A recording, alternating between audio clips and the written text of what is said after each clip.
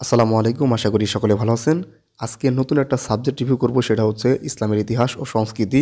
এই সাবজেক্টের সুবিধা এবং অসুবিধা নিয়ে কথা বলবো, যে এই সাবজেক্টের কী কী সুবিধা রয়েছে বা কোনো অসুবিধা আছে কিনা, সকল কিছু নিয়ে কথা বলবো। বা এই সাবজেক্টে পড়ে চাকরির সুবিধাটা ঠিক কীরকম। তো ভিডিওটি আসলে শুরু করি।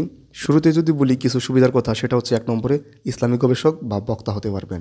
আপনি তো জানেন যে আপনার সাবজেক্টের বিষয় হচ্ছে ইসলামের ইতিহাস, ইতিহাস সম্পর্কে জানা এবং সংস্কৃতি সম্পর্কে জানা, মানে ইসলামের যে সংস্কৃতি আছে সেগুলো। তো সেগুলো জেনে কিন্তু আপনি ইসলামিক গবেষক বা বক্তা হতে পারবেন। এবং বাংলাদেশের বিভিন্ন আলেম কিন্তু এরকম হয়েছে, যাদেরকে আমরা আলেম বলি, তারা কিন্তু এরকম বিশ্ববিদ্যালয়ে পড়াশোনা করে তারপর কিন্তু আলেম হয়েছে। তো তারপরে আপনার কী সুযোগ আছে, সেটা হচ্ছে বিসিএস পরীক্ষা প্লাস শিক্ষা ক্যাডার। আপনারা হয়তো বা জানেন যে প্রত্যেকটা প্রায় কলেজেই ইসলামের ইতিহাস ও সংস্কৃতি সাবজেক্টটা কিন্তু আছে। আর বিসিএস পরীক্ষা দিয়েও কিন্তু আপনি অন্যান্য ক্যাডারেও যেতে পারবেন, অর্থাৎ বিসিএস পরীক্ষা দিতে পারবেন। 3 নম্বর হচ্ছে বিশ্ববিদ্যালয়ের শিক্ষক বা যে কোনো শিক্ষা প্রতিষ্ঠানে শিক্ষক হতে পারবেন।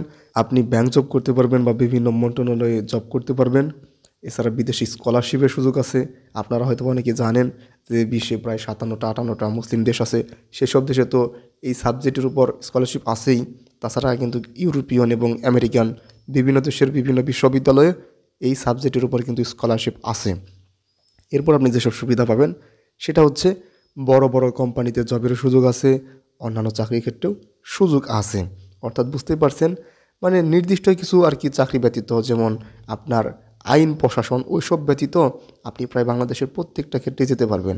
আর আপনারা হয়তো বা জেনে থাকবেন, বাংলাদেশে নির্দিষ্ট সাবজেক্টের উপর নির্দিষ্ট কোনো চাকরি নাই, যেটা কিন্তু অন্যান্য দেশে আছে, আমাদের দেশে কিন্তু নাই।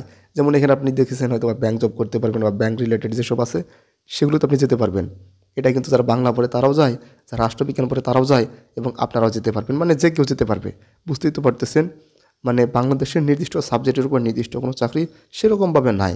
অর্থাৎ যে কোনো সাবজেক্ট পড়ে আপনি যে কোনো মানে চাকরিতে অ্যাপ্লাই করতে পারবেন, চাকরি পরীক্ষা দিতে পারবেন বা চাকরি করতে পারবেন। আর এই সাবজেক্টের যদি অসুবিধার কথা বলি, তাহলে কিন্তু এই সাবজেক্টের তেমন কোনো অসুবিধা নাই, যেহেতু ইসলামিক সাবজেক্ট, পড়াশোনাও কম আছে, আপনি ফ্রি মতো পড়তে পারবেন।